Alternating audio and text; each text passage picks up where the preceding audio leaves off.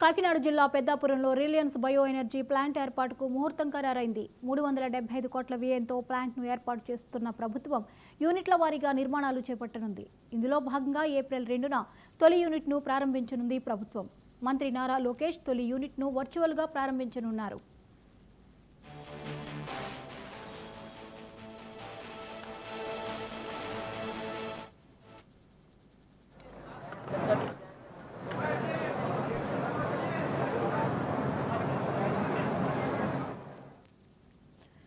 కాకినాడ జిల్లా పెద్దాపురంలో Reliance bio energy plant ఏర్పాటుకు ముహూర్తం ఖరారైంది.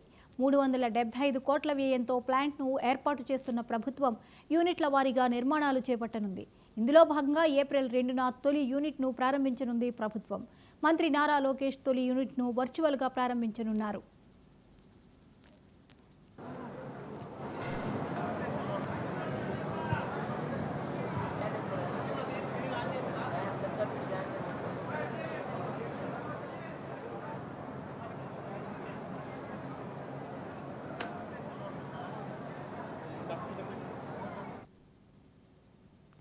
ఇవి ఇప్పటివరకు అప్డేట్స్. మరిన్ని అప్డేట్స్తో మళ్ళీ కలుద్దాం.